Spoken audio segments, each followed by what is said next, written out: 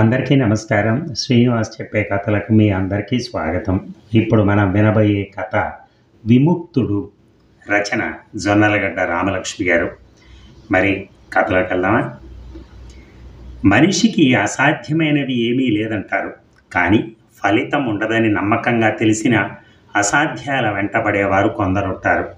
సాధ్యాసాధ్యాలను తమ ఆశయాలకు అనుగుణంగా నిర్ణయించుకునే స్వేచ్ఛ వారికి లేకపోవటం చిత్రమైన విధి నడకల్లో ఒకటి అనిపిస్తుంది. నరసింహారావు సుదర్శన్లని తలచినప్పుడల్లా. ఆ రోజు పొద్దుటే నేను పేపర్ చదువుతూ ఉండగా నరసింహారావు గారి భార్య సావిత్రి గారు పోయారట, పక్కింటి రత్నం గారు చెప్పారు అంది నా భార్య కాఫీ అందిస్తూ. అలాగా, ఎప్పుడట అన్నాను పేపర్లోంచి మొహం తిప్పకుండా కాఫీ కప్పు కోసం చేయి సాచి. రాత్రి 11 గంటల ప్రాంతాలలో ప్రాణం పోతే మరో అరగంటకు వీళ్ళకు ఫోన్ చేసి చెప్పారట. అప్పటికే మనం లైట్లు అర్పేసి పడుకున్నాం కదా, అందుకని వాళ్ళిక మనల్ని లేపకుండా రాత్రికి రాత్రి చూడటానికి వెళ్ళి తెల్లారగట్టే తిరిగి వచ్చారు. ఇప్పుడు మళ్ళీ వెళ్తారట. 10 అయ్యేసరికి బాడీని తీసుకెళ్ళిపోతారట మరి అని ఆగి నా రియాక్షన్ కోసం చూసింది.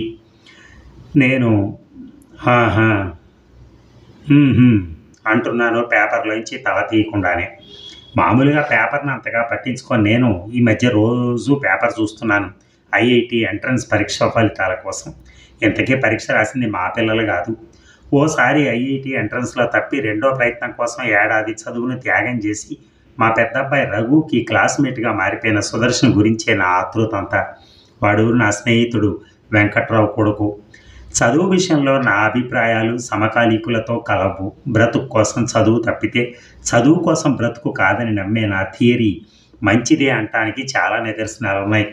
చిన్నప్పటి నుంచి బ్రిలియంట్ అనిపించుకున్న నేను మంచి గవర్నమెంట్ ఉద్యోగం సంపాదించి పెద్ద హోదాలో జీవిస్తున్నాను. అయితే మొద్దులు అనిపించుకున్న నా హై స్కూల్ క్లాస్మేట్స్లో చాలామంది వివిధ రంగాల్లో రాణించి నాకంటే మెరుగైన ఆర్థిక ప్రగతిని సాధించారు. ఇప్పుడు ఐఐటీలకి ఎగబడుతున్న వారిలో ఎక్కువ శాతం ఆర్థిక ప్రగతి కోసమే. అందుకు వారు చెల్లిస్తున్న మూల్యం బాల్యం. మా పిల్లల విషయంలో అలా జరగకుండా జాగ్రత్త పడ్డాను. అందువల్ల వాళ్ళకి ఆటలు, సంగీతం, నాట్యం వగైరా హాబీలకు తగిన తీరుబడి ఉండేది. కానీ అందుకు వెంకట్రావు నన్ను తప్పుపడుతూ, ఇది పోటీ యుగం, దీనికి ఎదురీదుతున్నావు, పెళ్ళయ్యాక నీ పిల్లలు నిన్ను తప్పు పడతారు అని హెచ్చరించేవాడు. వాడి పుత్రరత్నం సుదర్శన్ నిజంగా రత్నమే. తండ్రి ఆశయం బలవంతంగా తన మీద రుద్దపట్టడం వల్ల పుడుతూనే వాడి జీవితం ఐఐటి సీటుకి అంకితం అయిపోయింది. చదువు చదువు చదువు, అదే వాడి జీవితం. అందువల్ల వాడు మొదట్లో కొంతకాలం ఇబ్బందికి గురైనా క్రమంగా అలవాటు పడ్డాడు. నాకు వాడంటే ఏ మూల విపరీతమైన జాలి ఉండేది. ఈసారి కూడా వాడి శ్రమకు ఫలితం దక్కకపోతే వాడు మా వాళ్ళలాగే ఎంసెట్ ఫలితాల మీదే ఆధారపడాలి. అదే జరిగితే వాడి సంగతి ఏమో కానీ నేనే తట్టుకోలేను అనిపించి రోజు పేపర్ చూస్తున్నాను.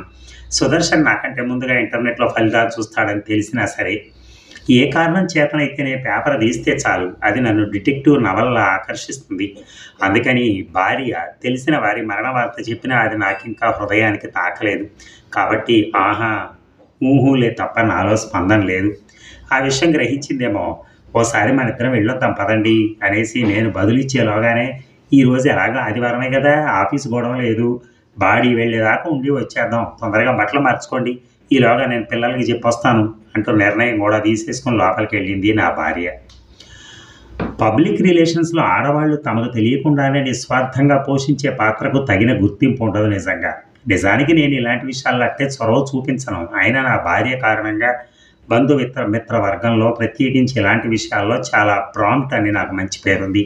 పాపం ఆ పేరులో నా భార్యకి ఏమాత్రం వాటా లేదు. నేను పేపర్ మూశాను. అప్పటికి నరసింహరావు భార్య సావిత్రి పోయిందన్న వార్త నా హృదయాన్ని తాకింది. అయినా నాకు బాధ అనిపించలేదు. ఇంకా చెప్పాలంటే అది సంతోషించాల్సిన విషయంగా భావించే అనేక మందిలో నేను ఒకడిని. ఆమె గత 4 సంవత్సరాలుగా క్యాన్సర్తో నేడో రేపో అన్నట్టు బ్రతికీడుస్తోంది. సావిత్రికి 2 పిల్లలు. కూతురికి పెళ్ళైపోయింది, కొడుక్కి చదువు అయిపోయి ఉద్యోగం చేస్తున్నాడు. ఇద్దరూ విదేశాల్లోనే ఉంటున్నారు. 2 ఏళ్ల క్రితం దాకా వాళ్ళు మా పక్కింట్లోనే ఉండేవారు. అప్పటికే క్యాన్సర్తో ఆమె అనుభవిస్తున్నటువంటి నరకం మాకు హృదయ విదారకంగా తోచేది.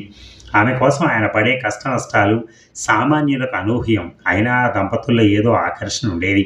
వారిని చూసి ఇతరులు చలించాలి తప్ప వారెప్పుడూ భావి జీవితం గురించి బంగారు కలలు కంటున్నట్టే అనిపించేది కాదు. అది ఇరుగు పొరుగులతో అంటి ముట్టనట్టుండే నాకు కూడా. రిటైర్మెంట్ 3 ఏళ్ళు ఉందనగా నరసింహారావుకి మొదటి డైలమా వచ్చింది. భార్య అనారోగ్యం వల్ల ఊరు కదలటం లేదు గానీ ఆయనకి విదేశాల్లో మంచి ఉద్యోగాలకు ఆఫర్లున్నాయి. ఆమె జీవితం నేడో రేపో అన్నది చేదు నిజం. అలాంటప్పుడు సావిత్రి ఆ ఊళ్ళో సొంత ఇల్లు కావాలనేది. అది తమ స్తోమతకు తగినట్టుగా చాలా పెద్దదిగా ఉండాలనేది. ఉంటుందో ఉండదో తెలియని ఆమె కోసం తానుంటాడో ఉండడో తెలియకుండా ఇంటి మీద ఎక్కువ మొత్తం పెట్టుబడి పెట్టడానికి ఆయన సంకోచిస్తున్నాడు. చివరి బంతి ఆడే వరకు ఒకరోజు క్రికెట్ ఫలితం చెప్పలేం. నా జీవితం అంతే అంటూ ఉండే సావిత్రి కోరికలో దూరదృష్టి ఉందని తెలుసుకుందుకు ఆయనకి ఎంతో కాలం పట్టలేదు. ఉన్నట్టుండి ఇంటి వాళ్ళు కుంటి సాకులు చెప్పి ఇల్లు ఖాళీ చేయమన్నారు వాళ్ళని. ఇలా జరుగుతుందని నాకు ముందే తెలుసు. అందుకే మనదంటూ ఒక సొంత ఇల్లు ఉండాలి. మీరేమో మరిద్దరమే అనుకుంటారు కానీ మనకు 2 వైపులా బోలెడు బలగం వస్తూ పోతూ ఉండే జనాన్ని తట్టుకునేందుకు కాస్త పెద్ద ఇల్లే కావాలి అంది సావిత్రి ఆయనతో. ఆ సమయంలో రుక్మిణి వాళ్ళని ఆదుకుంది. రుక్మిణి నరసింహారావు చెల్లెలు. ఆమెకు ఊళ్ళో చాలా పెద్ద ఇల్లుంది. రుక్మిణి భర్త ఢిల్లీలో ఉన్న కొడుకు దగ్గరికి వెళ్ళిపోతూ ఆ ఇంటి బాధ్యతను నరసింహారావుకి అప్పచెప్పారు. ఆఫీసు మీకు ఇచ్చే అలవెన్స్ మాకు అద్దెగా ఇచ్చుకుంటే ఉత్తినే ఉంటున్నామన్న సంకోచం మీకు ఉండదు. ఇల్లు అయిన వాళ్ళ చేతిలో ఉంటే మాకు సంతోషం. వదినకు సొంత ఇల్లు మనసు తీరుతుంది. ఒకవేళ మా ఇల్లు పరాయిదని వదిన అనుకుంటే అప్పుడే అది తన పేరుని రిజిస్టర్ చేయించేసి వెళ్ళిపోతాం. ఆ తర్వాత మీరు వీలు చూసుకుని మరో ఇల్లు కట్టించి మాకు ఇవ్వండి. లేదు మా ఇల్లు మాకిచ్చేసి మీ ఇంట్లోకి మీరు మారిపోవచ్చు. ఆలోచించుకుందుకు మీకు బోలెట్ టైము అంది రుక్మిణి వాళ్ళతో. రుక్మిణికి భర్త ఉద్యోగం ఏమిటో నాకు తెలియదు కానీ బయటెక్కడ ఆయన నోరు విప్పిన దాఖలాలు లేవు. ఆయన పేరు మీద జరిగే వ్యవహారాలన్నీ రుక్మిణి నోటి మీదగా జరుగుతాయి. మా బోటి వారికి ఆమె నోటి మీదుగానే తెలుస్తాయి. ఇప్పుడు అదే జరిగింది. నరసింహారావు దంపతులు మా పక్కింటి నుంచి మాకు 2 వీధుల దూరంలో ఉన్న రుక్మిణి ఇంటికి మారిపోయారు. ఆ తర్వాత ఈ 2 ఏళ్లలోనూ వాళ్ళ ఇంటికి మేము 2-3 సార్లు వెళ్ళామేమో అంతే. అప్పుడైనా మీరు బాగున్నారా అంటే మీరు బాగున్నారా అని ప్రశ్నలు తప్పితే వేరే లేవు. మేము బాగున్నామంటే మేము బాగున్నామని జవాబులు. మరి మా పక్కింటి రత్న ఆమె భర్త రంగారావు వారానికి 2 సార్లైనా వాళ్ళ ఇంటికి వెళ్ళొస్తూ ఉంటారు. వన్డే క్రికెట్లో ద్రవిడికి దొరకని పరుగులు సెహ్వాగ్కి దొరికినట్టు వీళ్ళు సేకరించే సమాచారం అంతా ఇంతా కాదు. మా పక్కింటి రత్న మహా చొరవైన మనిషి. ఎంత చొరవంటే ఆమె మా ఇరుగు పరుగుల సమాచారాన్ని సేకరించి ప్రసారం చేసే విధానానికి నా భార్య సంతోషించదు, అసూయ పడుతుంది. ఆ అసూయ కారణం రత్నకు అన్ని విధాల సహకరించేట భర్త ఉండటం. కాకపోతే అది నా గుర్తింపును పొందేది కాదు. ఏదేమైతేనే రత్న రంగారావుల ద్వారానే మేము సావిత్రి దంపతుల విశేషాలు తెలుసుకోగలిగే వాళ్ళం. ఇప్పుడు సావిత్రి మరణ వార్త వారి నుంచే మమ్మల్ని చేరింది. ఆలోచిస్తూనే బట్టలు మార్చుకున్నాను. అంతలో నా భార్య పిల్లలకి అప్పగింతలు పూర్తి చేసుకుని బయటకు వచ్చింది. వెళ్ళే చోటును బట్టి వేషధారణ ఉండాలి కాబట్టి చాలా తొందరగా తయారై వచ్చింది. ఈ 7 అడుగుల బంధం శాశ్వతం అంటారు. పూర్వం దంపతులు పెళ్లిలో 7 అడుగులే నడిచినా ఆ తర్వాత కలిసి ఎన్నో అడుగులు నడిచేవారట.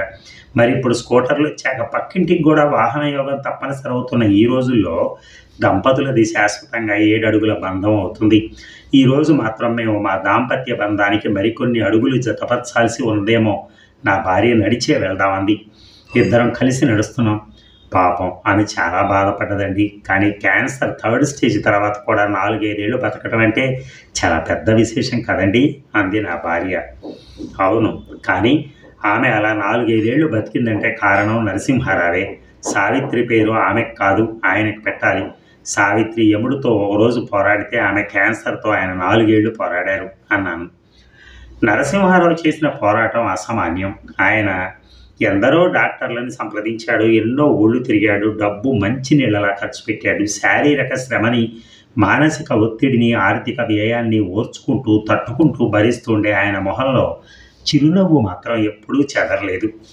అవునండి, ఎంత కష్టపడ్డా ఆయన ఆమెను నరకబాధ నుంచి తప్పించాడని నేను అనుకోను. ఆయన అలాంటి భర్త లభించడం వల్ల ఆమె అదృష్టవంతురాలే అనిపిస్తుంది నాకు అంది నా భార్య. స్త్రీవాదులు ఉన్నారనుకోవటం కాదు కానీ నరసింహారావు లాంటి భర్త మన దేశంలో చాలామంది ఆడవాళ్లకు గగన కుసుమం. నా భార్య మాటల్లో ఇప్పుడు నేను గుర్తించినా రియాక్ట్ అవ్వటానికి సమయం కాదని. నువ్వు ఆయన ప్రేమ గురించి చెప్తున్నావు కానీ నేను ఆలోచిస్తున్నది వేరు. సావిత్రి యముడితో పోరాడి సత్యవంతుడిని దక్కించుకుంది. కానీ నరసింహారావు తన పోరాటంలో ఓడిపోయిన రోజు ఇది. ఈరోజు ఆయన మనోభావాలు ఎలా ఉంటాయంటావు అన్నాను మాట మార్చడానికి. దశాబ్దాల దాంపత్య జీవితం, అపురూపమైన ప్రేమ. ఆమె లేక తను జీవించలేడనే కదా ఆయన సర్వశక్తులు ధారపోసి ఆమెను రక్షించుకునే ప్రయత్నం చేశాడు. ఇప్పుడు ఆమె లేదు. ఏమవుతాడు ఆయన? నా భార్యకు సమాధానం స్ఫురించినట్లే ఉంది. దాని ప్రభావం ఆమె గొంతు మీద పడినట్లే ఉంది. ఆయన్ని తలుచుకుంటే కడుపు తరుక్కుపోతోందండి అన్న ఆమె మాటలు అతి కష్టం మీద గొంతు పిగుల్చుకుని వచ్చినట్టు గుర్తించి ఆమె వైపు చూస్తే ఆ కళ్ళల్లో నీళ్లు. ఛా, ఏమిటిది అన్నాను. ఆమె పైట కొంగుతో కన్నీళ్లు ఒత్తుకుని, బాడీ చూద్దామని వెళ్తున్నాం, కానీ ఆయన ఎలాగండి చూడటం అంది ఏడుపు గొంతుతో. అది నిజమే. ఇప్పుడు మన నరసింహారావుని చూసి ఉద్ధరించేదేం లేదు. పోని వెంకట్రావు ఇంటికి వెళ్ళొద్దామా? ఈవేళ సుదర్శన్ రిజల్ట్ రావాలని గుర్తు, వాడు మహా టెన్షన్లో ఉన్నాడు అన్నాను. అయ్యో, మీకు చెప్పలేదు కదూ, మీరు బాత్రూంలో ఉన్నప్పుడు ఫోన్ చేశారు ఆయన. సుదర్శన్కి ఐఐటీలో రాలేదట, మన వాడెక్కడ చేరితే వాడు అక్కడేనని కాస్త నిరుత్సాహంగానే చెప్పారు ఆయన అందామె. షాక్ తిన్నాను. సావిత్రికి గతమే తప్ప భవిష్యత్తు లేదు. ఆమె పోతే ఆమె భర్త ఏమైపోతాడా అని బెంగపెట్టుకున్నాం. మరి భవిష్యత్తులో ఐఐటి కోసం తన జీవితాన్నే దారపోసిన సుదర్శన్ అది రాకపోతే ఇప్పుడు ఏమైపోతాడు? నేను చాలాసార్లు సుదర్శన్తో మాట్లాడాను. వాడికి జీవితంలో చాలా సరదాలున్నాయి. ఐఐటి సీటు సాధించి తండ్రి ఆశయం నెరవేర్చాక వాడు తెలుగు సాహిత్యం మీద దృష్టి సారిస్తాడట. జానపద గేయాలు నేర్చుకుంటాడట. వాటి గురించి మాట్లాడుతుంటే వాడి కళ్ళు మెరిసేవి. మరి ఇప్పుడు ఆ మెరుపు ఏమవుతుందో? రఘు నాతో నీకు చెప్పడగానే వాడికి ఇంకా బోలెడు సరదాలు ఉన్నాయి. వాటిలో చాలా వరకు వాళ్ళ నాన్నకి ఇష్టం లేనివే. అసలు వాడికైతే స్వతహాగా ఐఐటి మీద మోజు లేదు. ఐఐటిలో సీటు తెచ్చుకుంటే వాడి ఇష్టాలేమీ కాదన్నని మాట ఇచ్చాట వాళ్ళ నాన్న. అందుకని ప్రాణం పెట్టి మరీ చదువుతున్నాడు అన్నాడు. అటు తండ్రి ఆశ నెరవేరలేదు, ఇటు వాడి ఆశ నెరవేరే అవకాశం పోయింది. తట్టుకోగలడా సుదర్శన్? ఐఐటి సీటు రాకపోతే జీవితానికి ధ్యేయం పోయినట్టు భావించే కుర్రాళ్ళు నాకు స్వయంగా తెలుసు. ఆత్మహత్యకు తలపడేవారు ఉన్నారని విన్నాను. రోటిలో తలదొచ్చిన వారు రోకటిపోటుకు సిద్ధపడాలని వాళ్ళకి తెలియదు. ఏది ఏమైనా ఇప్పుడు సుదర్శన్ చూడటం కంటే నరసింహరావు చూడటమే నయం. ఈ విషయంలో మా ఇద్దరిది ఏకాభిప్రాయం కావడంతో నిమిషాల మీద గమ్యం చేరుకున్నాం. అక్కడ జనం చాలామంది ఉన్నారు. వారిలో పరిచితులు ఎక్కువే కానీ ఈరోజు వారి మొహాల్లోని భావాలు కాస్త అపరిచితం అనిపించడంతో కాస్త మౌనంగా నిలబడ్డాం ఇద్దరం.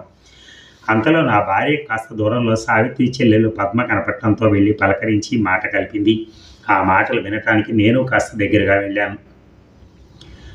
దుఃఖిస్తూనే పద్మ చాలా విశేషాలు చెప్పింది. సావిత్రి ఆరోగ్యం దిగజారిందని, వారం రోజుల క్రితమే కొడుకు కూతురు వచ్చి వెళ్ళారని, ఇంకా కొన్నాళ్ళ దాకా పర్వాలేదని వెనక్కి వెళ్ళిపోదాం అనుకుంటుండగా ఉన్నట్టుండే ఆమె ప్రాణం పోయింది. మీ అక్కది గొప్ప అదృష్టం, సమయానికి అంతా దగ్గరున్నారు అంటూ నా భార్య స్టాక్ డైలాగ్ వాడింది. పద్మ వెంటనే, అవునండి, మా అక్కది నిజంగా అదృష్టమే, లేకుంటే మా బావ లాంటి భర్త దొరకడు. ఇంత చాకరీ చేయాల్సి వచ్చిన దాని ఎదురుగా కానీ వెనక కానీ ఒక్కరోజు కూడా విసుక్కోలేదు. ఇంకా చెప్పాలంటే అక్కకే చిరాకు. చిన్నప్పటి నుంచి అది మమ్మల్ని అమ్మా నాన్నల్ని తెగ విసుక్కునేది. పెళ్ళయ్యాక ఆ విసుగు భర్త మీదకి మళ్ళీంది. మహానుభావుడు ఎప్పుడూ దాన్ని పల్లెత్తు మాటం లేదు. క్యాన్సర్ వచ్చాక దాని చిరాకు ఎంత పెరిగిందంటే సాయానికి రావాలంటే మేమే కాదు కన్న కూతురే భయపడేది. బావ మహా ఓర్పుగా దాని కంటికి రెప్పలా చూసుకున్నాడు అంది. నా ఆలోచనలు వేరైపోతున్నాయి. సాధారణంగా ఇలాంటి చోట్ల పోయిన వారి గురించిన ప్రశంసలు వింటాం, కానీ పద్మ బతికున్న భావన పొగుడుతూ ఆ సందర్భంలో అక్కని కాస్త చిన్నబుచ్చుతోంది అంటే అందుకు కారణం అపరూపమైన నరసింహారావు వ్యక్తిత్వం. అతడి ఓర్పును ఆమె మెచ్చుకుంటోంది, కానీ అది ఓర్పు కాదని, చరిత్ర గుర్తించుకోదగ్గ ప్రేమ అని నాకు అనిపించింది.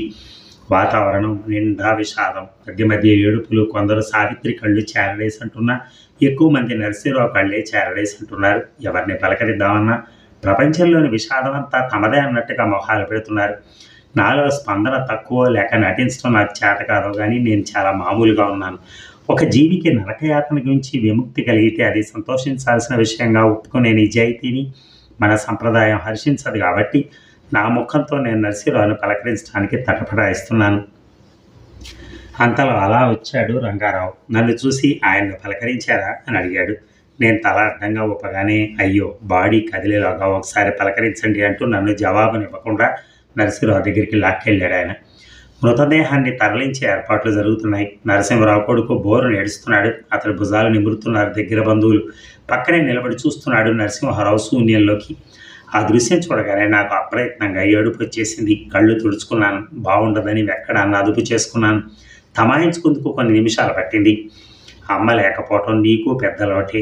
అయినా ఇప్పుడు నీకంటూ నీ జీవితం ఉంది. కానీ మీ నాన్న సంగతి చూడు, భార్య జీవితం అనుకునే వయసులో పోయింది ఆవిడ. నువ్వు ఆయన్ని చూసుకోవాలి అంటున్నాడు ఒక ఆయన. అందుకు నరసింహారావు స్పందిస్తూ, ఓ ఒంటరి పక్షిని కాలం వెళ్ళబుచ్చటానికి నన్ను ఇంకెవరో చూసుకోవాలా అన్నాడు.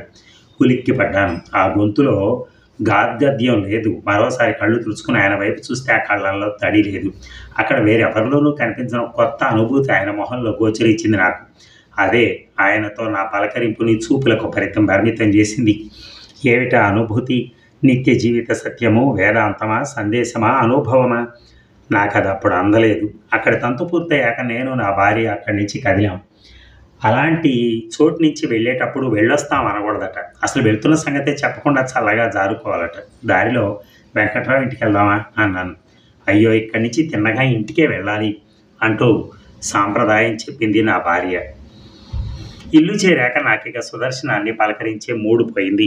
ఒకే రోజున 2 పరామర్శలు ఎందుకులే అనిపించింది మరి. ఇక నేను ఐఐటి ఎంట్రన్స్ పరీక్షలు రాయక్కర్లేదు అంకుల్ అన్నాడు సుదర్శన్. అది నిరాశతో అన్నమాటని నేను ఊహించగలను. అందుకే ఏం చేయవని కాదు, ఏం చేస్తావని అడుగుతున్నాను అన్నాను, జాలిని ఆప్యాయతగా మార్చే ప్రయత్నం చేస్తూ. సామర్థ్యం ఉన్న మనిషి తన కృషి వృధా కావటాన్ని భరించలేడు. అందుకే ఖచ్చితంగా సాధించగలన నమ్మకం ఉన్న వాటి కోసమే ప్రయత్నించడం నాకు ఇష్టం. ఇక మీదట అదే చేస్తాను అన్నాడు సుదర్శన్. ఉలిక్కిపడ్డాను. ఆ గొంతులో విషాదం, నీరసం లేవు కదా, సరికదా? ఉత్సాహం ధ్వనిస్తోంది. తలెత్తి చూస్తే తండ్రి ఆశయం నుంచి విముక్తి లభించినందుకు రిలీఫ్, తన ఆశయం కోసం కృషి చేయబోతున్నందుకు ఉత్సాహం కలిగిన ఓ వింత అనుభూతి అతడి మొహంలో కనపడింది నాకు. అప్పుడు నాకు స్ఫురించింది కాసేపటి క్రితం నరసింహారావు ముఖంలో నేను గుర్తించిన అనుభూతి ఇదే. అదండి కథ. చూసారా ఎన్ని ఆలోచనలు ఒక ఇంట్లో. ఇది తానా సంచిక నవ్య వారపత్రిక 2005 జూలైలో ప్రచురితమైంది. ఇది ఒకసారి విన్నా, 2 సార్లు విన్నా, 3 సార్లు విన్నా కూడా ఒక మంచి కథ. దాంట్లో మాత్రం వేరే తేడా ఏమీ లేదు. ఎందుకంటే మనుషుల పట్ల, మనుషుల ప్రవర్తనలు ఎలా ఉంటాయి, మనుషుల పట్ల వాళ్ళకి అవసరం వచ్చినప్పుడు ఎలాగుంటాయి, వాళ్ళకి బాధల్లో ఉన్నప్పుడు ఎలా ఉంటాయి, వాళ్ళకి సుఖంలో ఉన్నప్పుడు ఎలా ఉంటాయి, ఫంక్షన్స్ అప్పుడు ఎలా ఉంటాయి, ఇలాగ అన్నిటినీ ఆయన స్పృశించడం జరిగింది. Thank you very much. ధన్యవాదాలు.